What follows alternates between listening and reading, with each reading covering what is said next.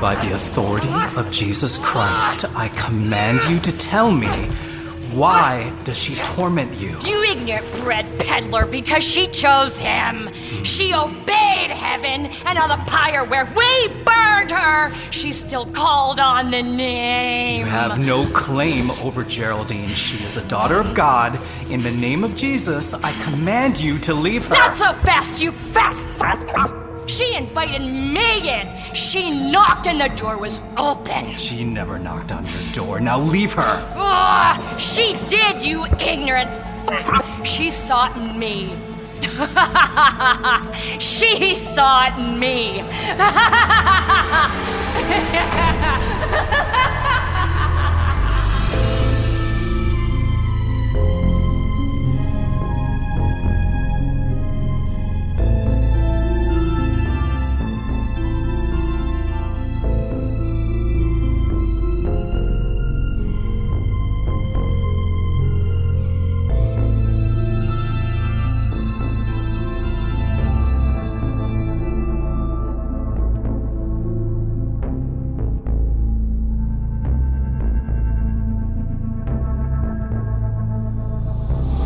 Welcome back to The Exorcist Files, a nirvanic navigation to nullify the nefarious. I'm your co-host Ryan Bethea, and today things are about to get really tough down in the Big Easy. That's right, we're headed to New Orleans, the city of saints, sinners, and more than a few spirits that don't need a last call. So grab those beignets, get some jambalaya, pour some chicory coffee, and give praise to the one most high, because it's time for our episode, Made for More. And here to lead the way to our spiritual etouffee is the one and the only Father Carlos Marquez.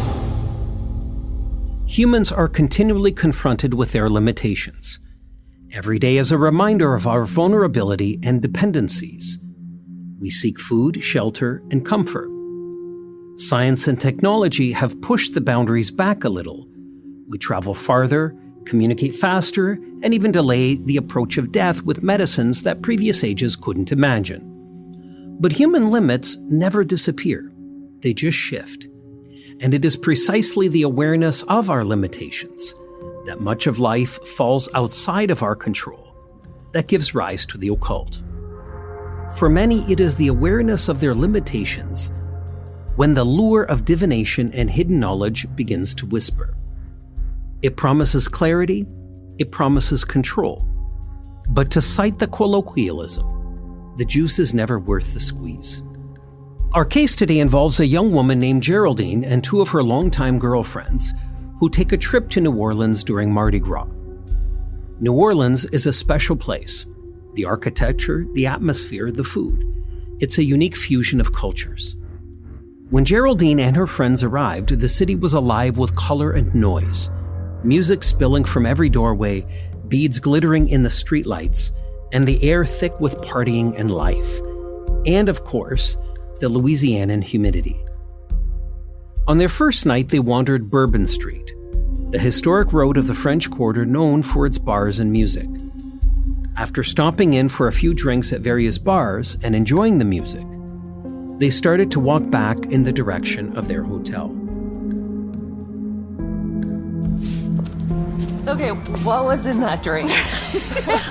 I'm fairly certain it was an industrial solvent. I think I can actually feel the enamel on my teeth coming off. Probably why they call it a goodnight moonshine. Oh my gosh. Okay, I'm calling it. We need to do something crazy. Well, we just finished 6 cocktails and a platter of crawfish. I think we passed crazy like an hour ago. Agreed. And then they saw it. At a small table just off the sidewalk was a man sitting there with a sign with faded black letters that read, "Tarot readings, $20 for 10 minutes. Whoa. And what do we have here? Ladies, I think we need our cards read. Tarot cards readings at 1 a.m. Yes! Only in New Orleans, right? Okay, at least one of us has to do this. Come on, this is perfect. Yeah, look, I'm not paying for that. Okay, $20 is another cocktail. Come on, let's go. Oh, Out of here. please. Nope. It's a gag. It's $20, not a blood pact. At least one of us has to do it. Oh, Come okay. on. Okay, you know what? Fine.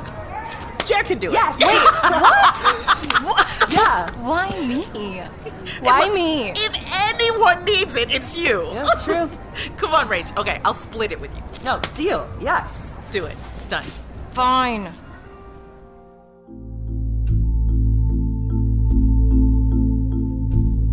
Because I know many of our listeners' experience with cards consists mainly of Go Fish, War, and Texas Hold'em, I did want to give a quick rundown of just what tarot cards are and how a reading is done.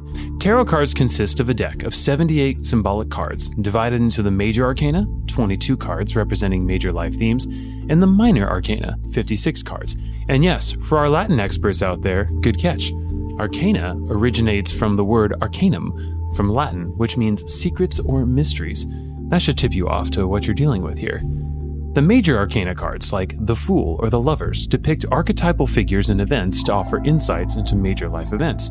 Meanwhile, the Minor Arcana suits correspond to elements: fire, wands for passion and creativity, water, cups for emotions and relationships, air, swords for intellect and conflict, and earth, pentacles for finances and material matters, with each suit containing 10 numbered cards, ace to 10, and 4 court cards, page, knight, queen, and king, similar to a normal playing deck, but it has an extra face card, the page and the knight.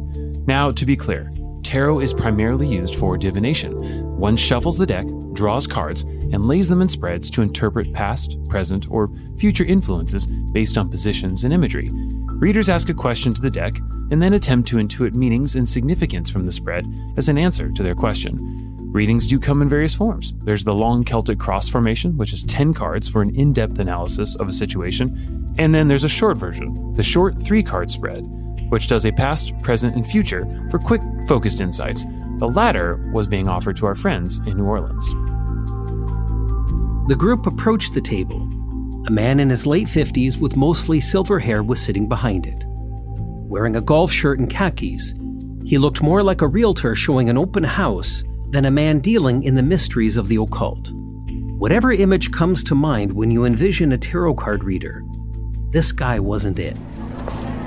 Evening, ladies. You all look like you're having a fine time. We are. Oh, yeah. Have you ever had a good night moonshine? One of those nights, is it? Was Frank at the bar? Yes. Yes. He has heavy hands, though, because I think he poured a wee bit much for us, but it's fine. It's Mardi Gras. You have to enjoy a little libation. Yeah. So, okay, listen, we want to take you up on your services. See here, our friend needs to know her future, and we think you're just the man to help. And who knows? Maybe if you play your cards right, you might get to read all of our futures. Wow, I haven't heard that one before. So you're the chosen one. Apparently so. Just have a seat here. What's your name? Whoa. Aren't you supposed to know that from the cards? This is tarot cards, honey. I'm not a psychic. Geraldine. My name is Geraldine. Well, Geraldine, have you ever done a reading? No. Wonderful. You're in for a treat. Let's see what's in store for you. The girls all took their seats by the table, and the reader brought out his deck. Occasionally, a passerby on the street would stop and gaze at the scene or call out to the girls. But for most, it was just another sight on Bourbon Street. Okay, Geraldine, rest your hands on the table here. I want you to take a few deep breaths, focus on something that's been on your mind lately. Doesn't have to be deep, just whatever's taking up space. The reader began to shuffle the cards, moving his hand swiftly. It was an impressive sight. Jeez, you should be in Vegas with that shuffling. Oh my God. I'm connecting with the deck. The deck is not a static thing. Okay, Geraldine, you have your mind set on something? I do, yes. Here we go.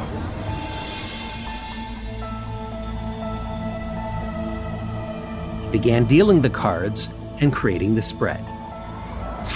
The first card, the Fool. No, it's not what you think. This is about beginnings, new paths, not foolishness, really, just a leap of faith. The Sun, That's one of the best ones you can get. Optimism, clarity, success. So basically, she's amazing and we all suck. Speak for yourself. Something like that. You've got good energy. Things are shifting for you, but in a positive way. Just don't overthink what's coming next. The lovers. A man in your life will influence an upcoming decision. That's what I'm talking about. You already know who he is.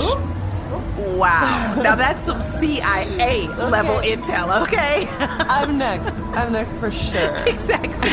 Geraldine, here's what I see. You're being primed for new experiences. There is a light and a new energy coming your way. Things are going to be shifting. And this man in your life, whoever he is, he's important. He has a big role to play in your life. Wow. Wow. Okay, honestly, I'll take that. Hear that, ladies? Yeah. The man is going to play a big role in my life. Yes. Best $20 I ever wasted. Right. Well, you know what? That was illuminating. Rachel, pay the man. I got it. And let's get a drink. It's Yes. been almost an hour since my last number, and that's just not right. No.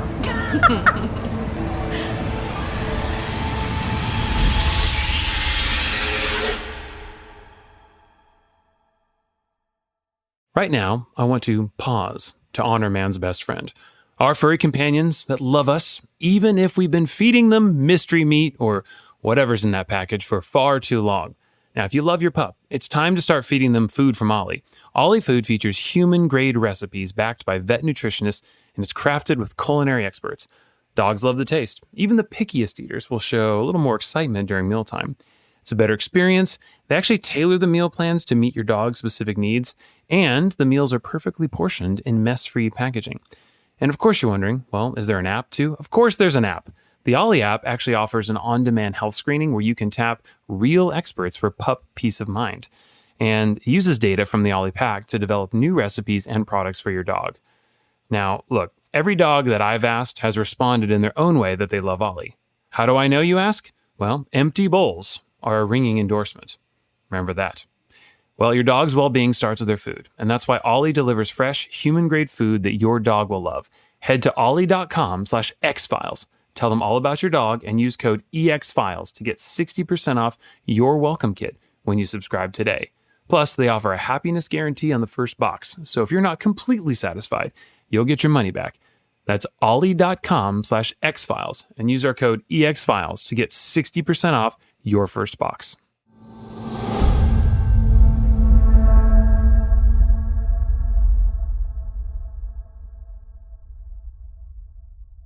So I love tortilla chips, and our new partner Masa, which makes their tortilla chips with sea salt, nixtamalized corn, and 100% grass-fed beef tallow, has me eating so many, I'm feeling a bit chip-faced. Okay, get it? All right, hopefully I offended someone there. But honestly, the chips are incredible, and they have no seed oils, no mystery chemicals, and it's just, real food.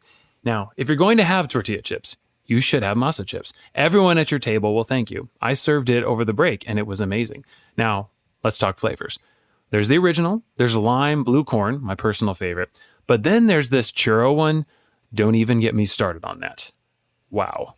But they're not just tortilla chips. If you like potato chips, you'll love Vandy Crisps. Vandy, Masa's sister company, makes amazing 3-ingredient potato chips.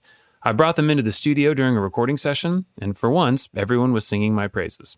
Are you ready to give Masa a try? Go to masachips.com/exfiles. That's masachips.com/xfiles and use our code XFiles for 25% off your first order, or simply click the link in the show notes. And if you don't feel like ordering online, Masa is now available nationwide at your local Sprouts supermarket. Stop by and pick up a couple bags before they're gone.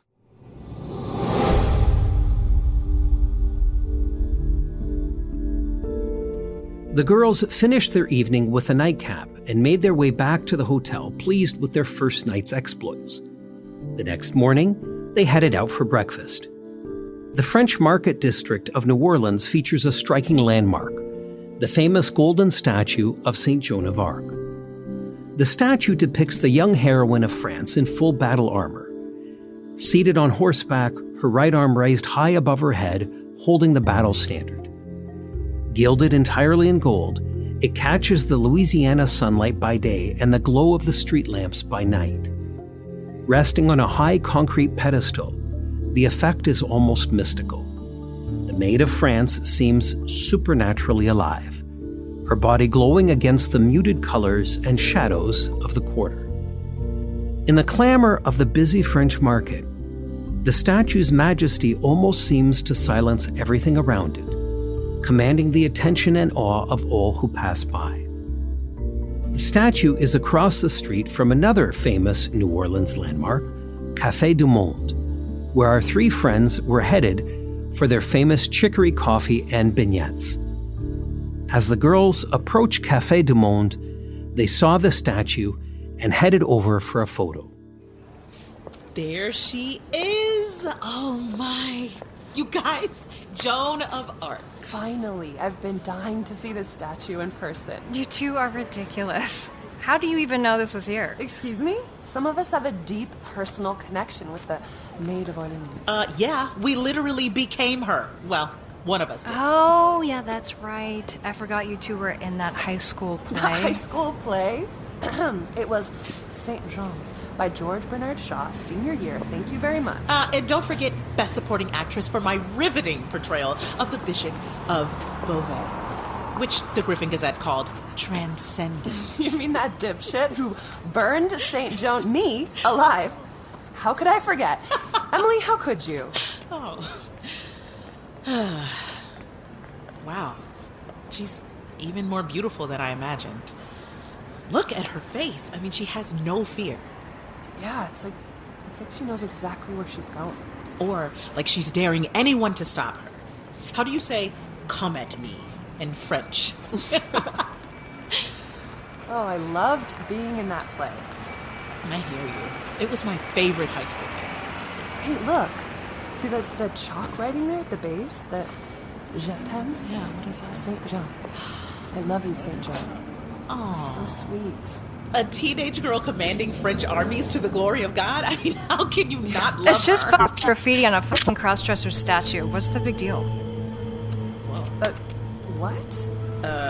Jer, are you for real? Oh, I'm sorry. I'm sorry.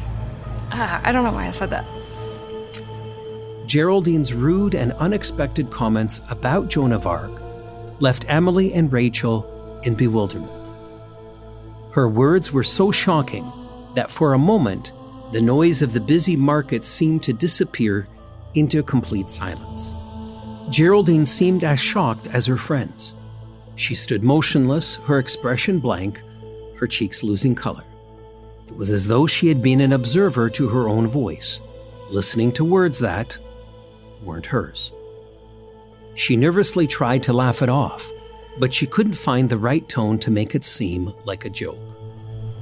I think someone needs a coffee. Yeah, sorry guys. You know how I am before my caffeine. You were a good girl. Come on, ladies. Café du Monde awaits. And now, friends, may I present you the world-famous Café du Monde. Yes. And what a gorgeous morning. These beignets smell amazing. Yeah, baby. They're still steaming. Give me some. You know, Café du Monde is the only coffee my dad ever bought. I can still see that bright orange can next to the coffee maker. Honestly, it's surreal to be here.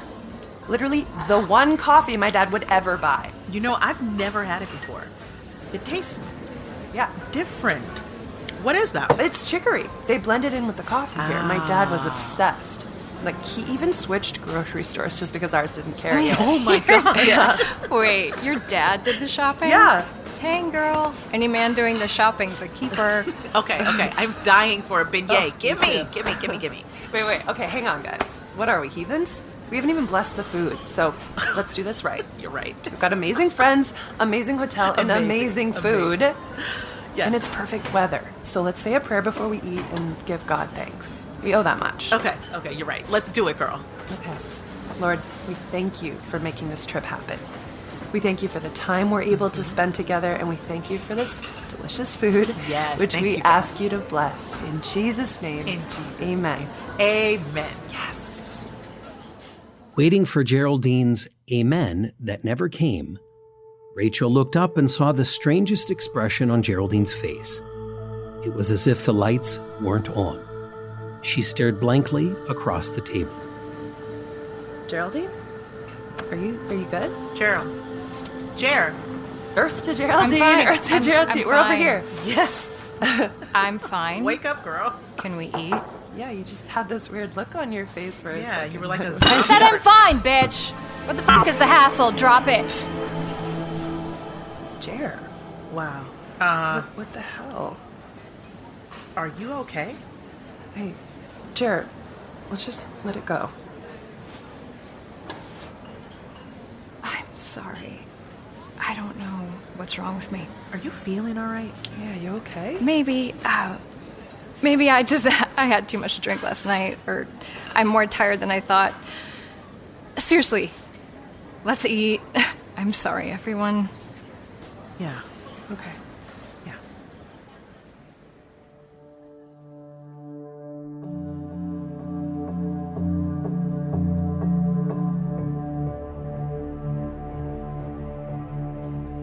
In the early stages of a demonic attack, as the enemy works to gain leverage and build momentum, there's typically a shift in the victim's character. This only makes sense. As the dramatic parasite presses inward, traces of it start to leak out through words, expressions, and emotions that will be foreign and out of character. These may be subtle or not so subtle, but always leave those closest to the victim puzzled, and often even the victim herself. In Geraldine's case, twice in a single morning, she spoke with a cruelty and intensity she neither intended nor desired. She hadn't planned to say those things and didn't recognize her own voice when she did. And her two friends?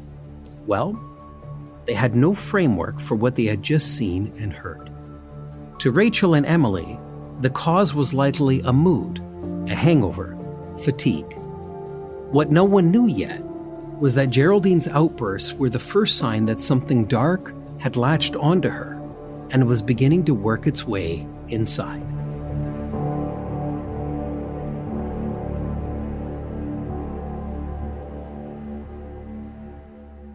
Usque quo Domine oblivisceris me in fine, usque quo avertis faciem tuam amen. Quam Dio bonam consilia in anima mea, dolorem in carne. Later that afternoon, the girls made their way towards one of the most iconic religious landmarks in all of New Orleans, the Cathedral Basilica of St. Louis, King of France. Standing tall at the edge of Jackson Square, its triple steeples and white facade create one of the most recognizable silhouettes in the French Quarter. Built in 1789 and later expanded in the 1850s, St. Louis Cathedral is the oldest continually active Catholic cathedral in the United States. Its walls have seen revolutions, endured hurricanes, hosted a papal visit, and heard centuries of prayer. The moment you step inside, the noise of the quarter falls away, replaced by the hush of a house of God adorned with a vaulted ceiling, tall stained glass windows, and the perpetual scent of incense soaked into ancient wood. Unreal. I know. Wow. Look at that ceiling. Yes. And those windows. Oh my gosh. They're stunning. And that's St. Louis up there, right? The king? Oui? Yeah, Louis IX. The only French king who became a saint. Wow. Now what made him so special? Well, he was a great king. He had a heart for the poor and for justice. Oh. And they say that he would invite 13 of the poorest people he could find to eat with him in the palace every day. Really? Yeah. What a boss. Right? Well, you know what? Now this is my new favorite church.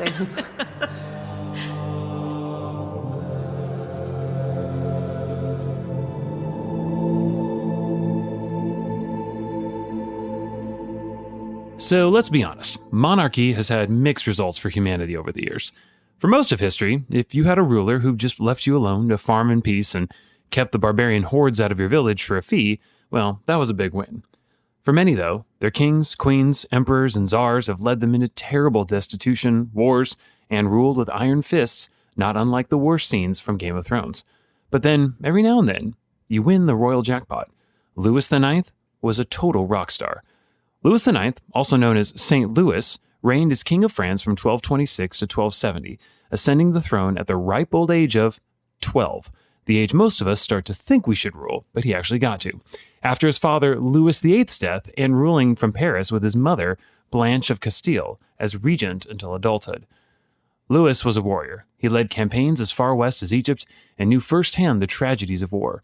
So many kings have been fine to sit by and send armies to their death, but Louis knew the horrors of war himself. But even more than his military and governing exploits, he is beloved for the way he tried to model Christ. He instituted major justice reforms and had a huge heart for the poor. He built hospitals, churches to house holy relics, and would even wash beggars' feet on Holy Thursday as a symbol of the serving king. Louis also left us a little treasure. It's a gift in the form of a letter he penned to his son on how to govern wisely as a Christian ruler.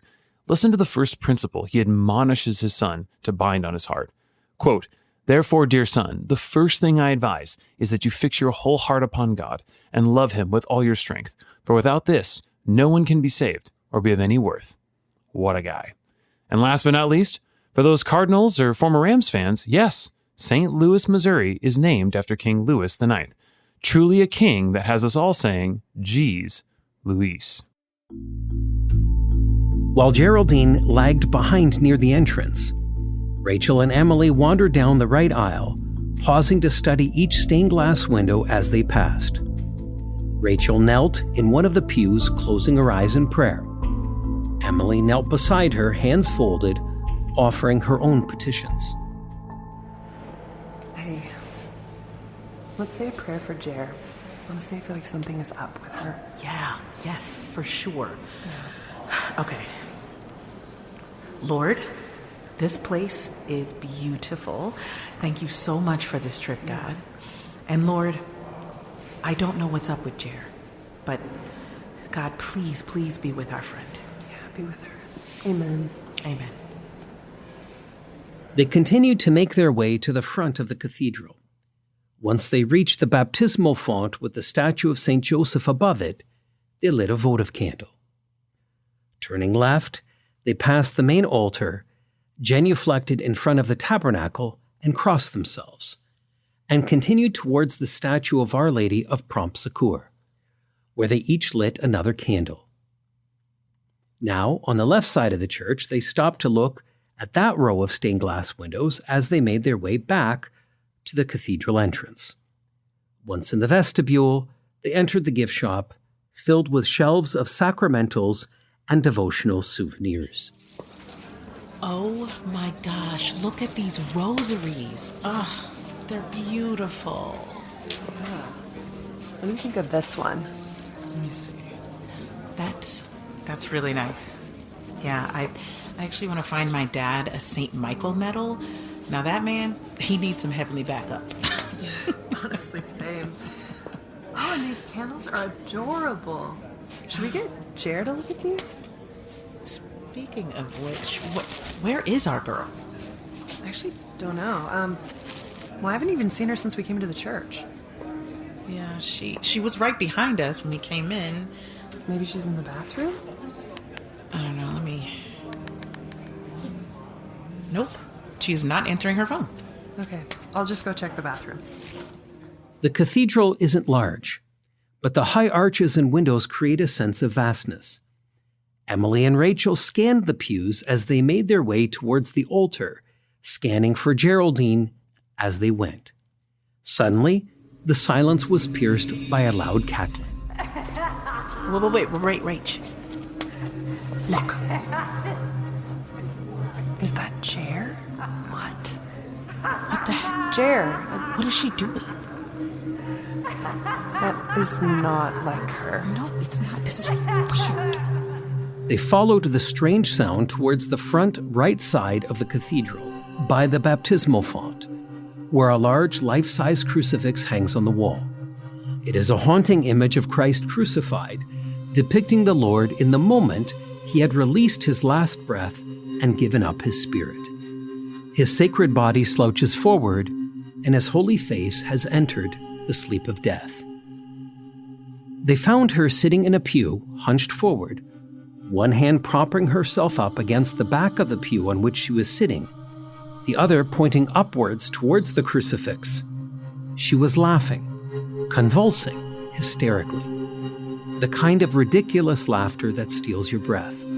From the strain, her face was a deep red, her eyes watering, her whole body shaking with spasms of amusement that simply made no sense. Look at his face. Just look at his face. Jer, what's going on? Jer, this isn't funny. No. Breathe, girl, breathe. Hey, Come on. This was not the laughter of someone amused at a joke. It was the laughter of someone who had lost all control. Laughter that didn't belong in a sacred place. Laughter that didn't belong to Geraldine at all. It was a mockery. Jer, hey, stop. Okay? You're scaring me. It's just so stupid. Just look at his face. Rachel and Emily pulled up their friend and began leading her to the exit at the back of the cathedral. Geraldine continued laughing hysterically as she walked, at times almost losing her balance. On the wall to the left of the main doors stands the cathedral's own statue of St. Joan of Arc. While it is not gilded in gold like the one in the French market, and standing at 5 feet high is much smaller, it is beautifully carved and elegant. It depicts the Maid of Orleans in full battle armor, gazing upward as though awaiting a command from heaven. As though someone had flipped an invisible switch inside her, when the three of them reached sight of that statue, Geraldine froze. Her laughter stopped mid-breath. Her shoulders pulled back, her spine straightened, and her face, drained moments ago from hysterical gasps, hardened like she was locking eyes with an enemy who had just made a threat. The silliness that had been on her face was now replaced by cold, focused hatred. Hey, Jer, what is it? Hey, what, are you okay? What are you looking at? What in the hell is the matter with you? Yes. Geraldine's eyes were fixed, unblinking, on the statue of Joan. Her jaw tightened, her nostrils flared, and her expression, far from amusement, had become one of open, simmering hostility. Her again. What? Who again?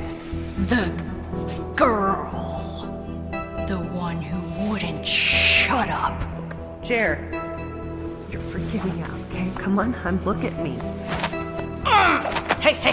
Whoa. Come on, Jer. Hey, look at me. Let's go get her other arm. I know, now. okay. Hey. I've got it. Come on. You have her. Okay. Jer, hey, Jer, we're leaving, okay? We're leaving right now. They couldn't pry Geraldine's eyes off the statue of Joan of Arc. She just glared at it. Finally, it took both of them to force her outside. Okay, outside. Now, let's go. Great. Call a rideshare. Already did. We'll be here shortly. Let's just get her back to the hotel. Jer, sweetheart, come on, walk with us, okay? We're right here. Just breathe. Don't look back. She was staring at me. Who was staring at you? The nasty slut was staring at me. What are you talking about? It's a statue, Jer. Okay, here. Lean on me. There you go. There's our car. Hey, over here. Oh, thank God. Okay, Jer, we're gonna head back to the hotel now, okay? Let's just get you out of here before anything else weird happens, okay?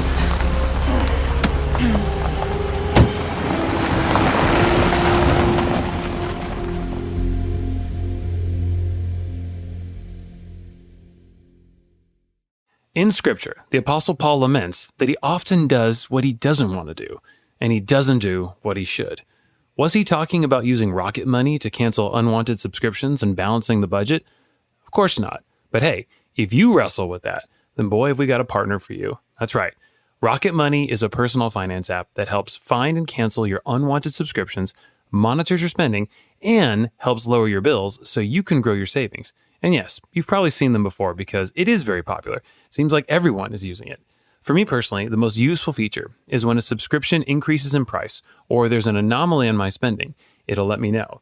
I can't tell you how many times I've just ignored subscriptions. It's so much money over the years, and it just disappears into price hikes. Bye-bye, but no more. So what's really funny too is that there were subscriptions I routinely would tell myself, oh, you'll cancel this, you'll get around to it. And we've all had it happen. You get that email and you realize your card's been charged. And you probably ignored it because it was a small fee or you forgot about it. With Rocket Money, you can cancel subscriptions right within the app with just a few taps, saving time and avoiding charges. So let Rocket Money help you reach your financial goals faster. Join at rocketmoney.com/xfiles. That's rocketmoney.com/exfiles.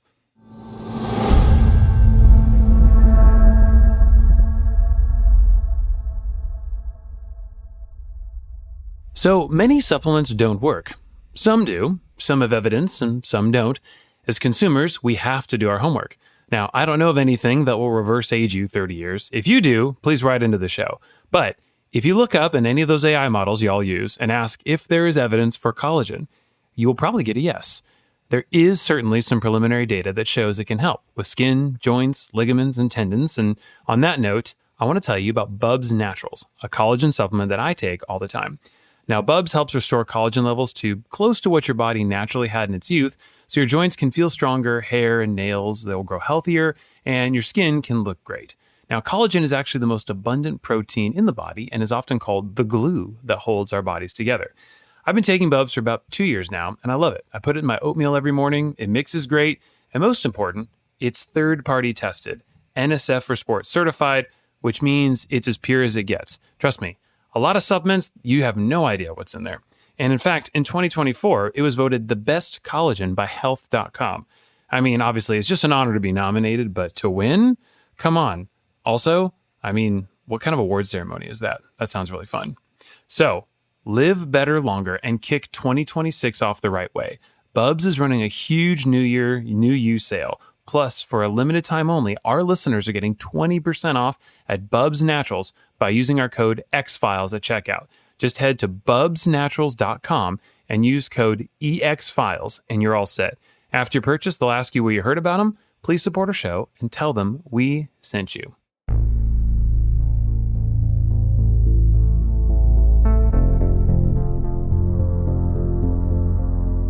At this point in the story, our regular listeners probably have picked up on an interesting antinomy. And antinomy is just a more confusing way of saying paradox to try and impress you. How is it that the demoniac is mocking, laughing hysterically at Christ, but then utter rage and contempt towards a saint? Wouldn't we expect the demon to have even more rage and contempt for Christ's work on the cross? Father helps shed some light on this apparent contradiction. Demons mock Christ because they cannot defeat him. They tried, they failed. Signed, sealed, delivered. The victory that Christ gained over them is eternal and absolute. The only thing left for them is mockery. He likens it to a petulant toddler's tantrum. It's meaningless, and Christ is not threatened. But saints are a different story. Saints aren't untouchable divinity. They're not infinite. They're not God himself. They are creatures. They were fragile. They were tempted. And yet, they won. They resisted the enemy. They had their choice, and they chose wisely, defeating the very thing that Geraldine had inadvertently invited inside her. And that incites a whole new level of terror to the realm of the demonic. According to Father Martins, when a demon looks at a saint, he's staring directly at its own humiliation. Not the cosmic humiliation, the general defeat of all darkness, but rather a personal defeat, the kind delivered by someone who shared our human weakness and still overcame every assault of evil. It's like if my pickup team lost to the Lakers, I'd be upset. But if I lost to a 7th grade middle school team, well, that would sting way more. That's why the laughter stopped the instant Geraldine passed Joan's statue, because mockery wasn't enough anymore. Mockery only works on something you cannot defeat. But Joan of Arc? Satan simply failed to best her. Therefore, she remains a threat, and a statue depicting her is an intense humiliation. Christ, of course, is our model. He lived a perfect life. But in a strange way, the saints at times may serve as a more perfect model, precisely because they are imperfect. A saint is proof that the enemy can be beaten by a mere human being with all the weaknesses a human possesses, just like you and me. Until what happened at the cathedral, Emily and Rachel attributed Geraldine's irritability and grumpiness to lack of sleep and the fact that she was going through her quote-unquote time of the month. But now they were certain they needed to take her to the hospital. And then, just like that, as they rode back to the hotel, Geraldine shifted again. Suddenly, she returned to normal. She started casually talking about the trip, asking about sites they drove by, and what the plan was for dinner. All like nothing had happened. So what's the plan tonight, guys? What? What? What? Jer, we are taking you to the hospital. Why? Because whatever is happening with you, something is wrong, Jer. You're not well. What do you mean? I'm fine. We just had to shove you out of a cathedral while you went berserk on a statue. What? I did what?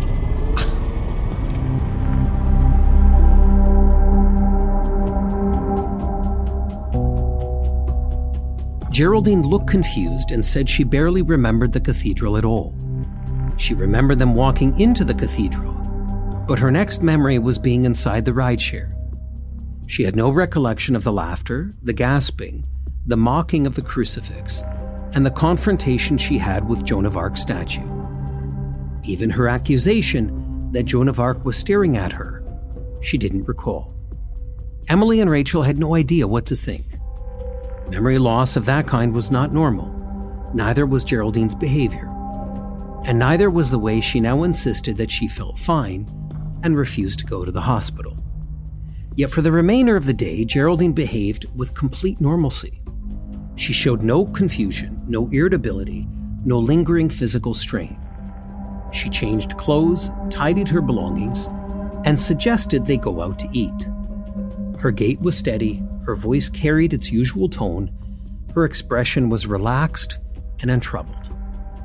Throughout the afternoon, the three of them walked through the French Quarter, browsed small boutiques, sampled pralines from a corner shop, and sat briefly in Jackson Square watching a street performer juggle fire. Geraldine laughed at something Rachel pointed out, a small natural laugh that sounded like her own and not the unhinged hysteria from earlier. Her appetite was fine at dinner. She ate without difficulty and spoke freely, showing no signs of emotional instability or physical discomfort. She even commented on the beauty of the sunset over the river, a remark so ordinary and sincere that it almost soothed the memory of the cathedral.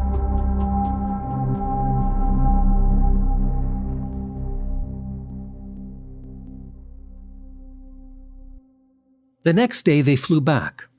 Geraldine's boyfriend, Kevin, picked her up at the airport. The return flight was uneventful, and she moved through the airport with the efficiency of someone back in familiar surroundings. Kevin was waiting for her at the curb, waving the moment he saw her emerge with her suitcase. Yes! There's my raging Cajun. Welcome home, babe. Oh, here, let me grab that. Oh, thank you.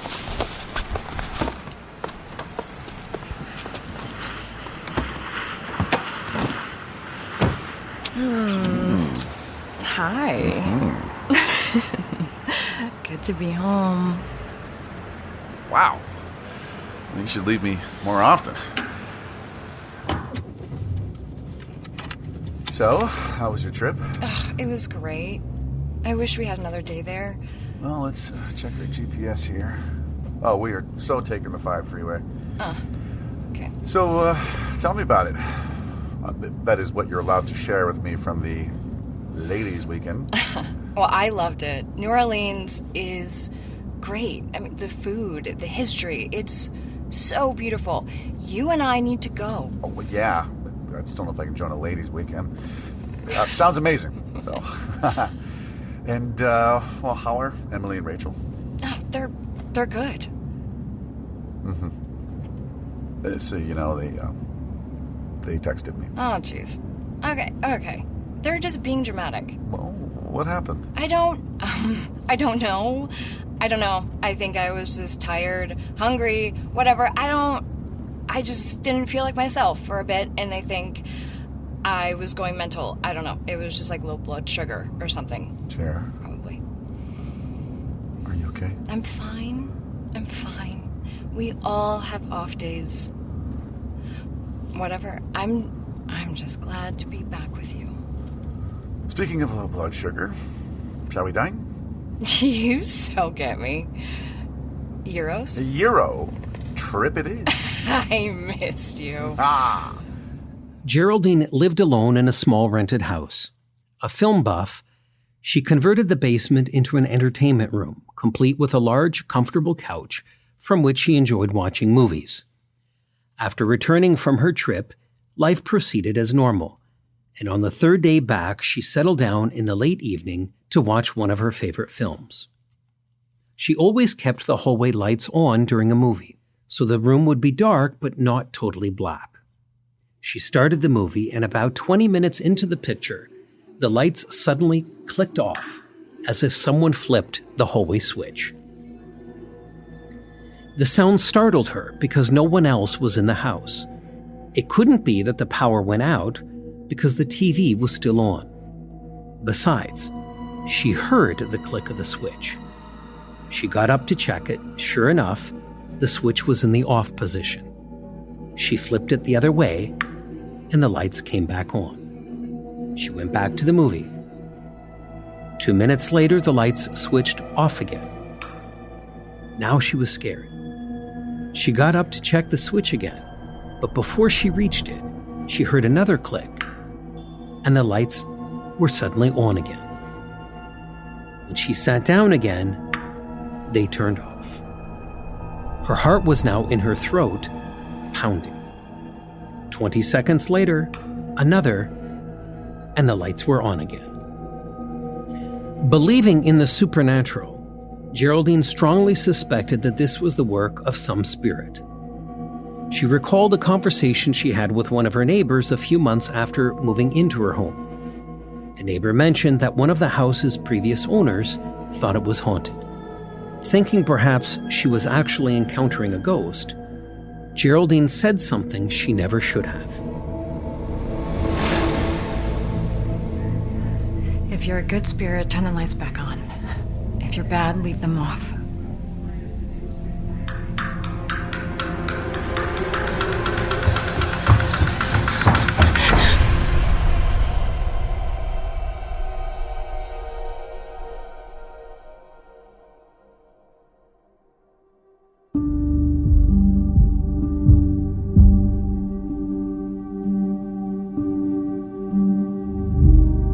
Some will object here and say, "Father, I've heard you say that it's fine to command demons to leave our home, to leave our children and other relatives alone, or to leave us in peace."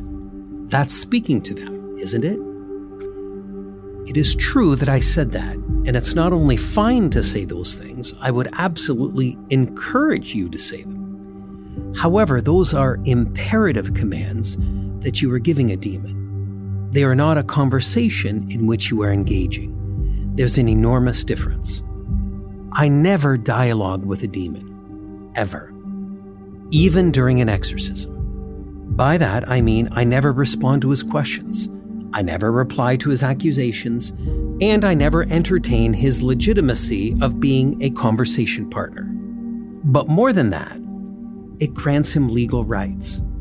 If you are conversing with me about casual things, chuckles the demon, then it means we're friends. And if we're friends, then I have the right to be here. A command is a one-way current, whereas conversation is a two-way current. Conversation enmeshes one relationally with the demon. While I will correct the lies a demon puts forward, correction is not conversation. Truth is declared, not discussed. The Church's wisdom is clear. Our Christian authority is exercised through command, not conversation. Engaging the demon grants him standing. Commanding him denies it. So when Geraldine's light switch started firing off, it wasn't a malfunction. It was an answer, not to a question Geraldine asked, but to an invitation she never realized she extended.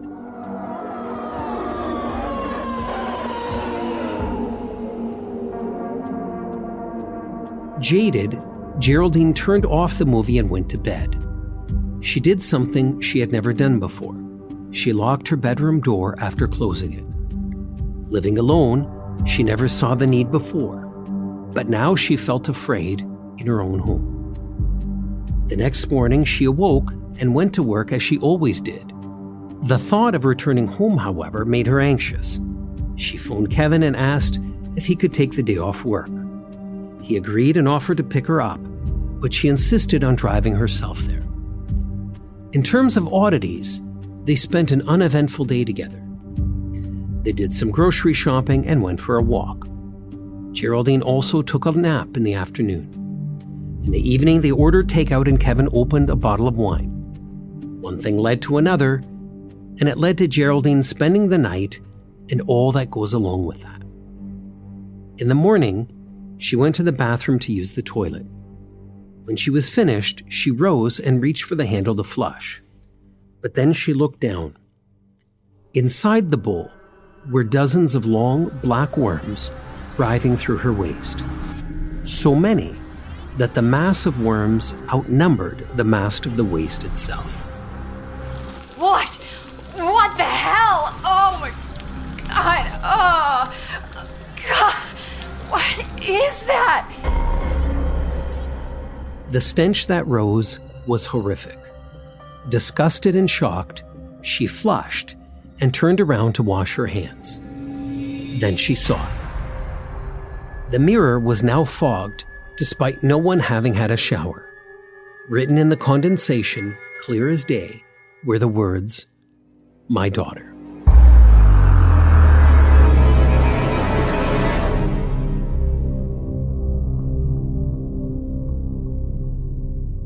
And now we must leave Geraldine to reflect on the question, mirror, mirror on the wall, why did I play tarot cards at all? We will see you next week for part 2 of our trip down to the Big Easy. Until then, may we recommend Uno instead of tarot. But to be clear, Uno Demon is still no bueno.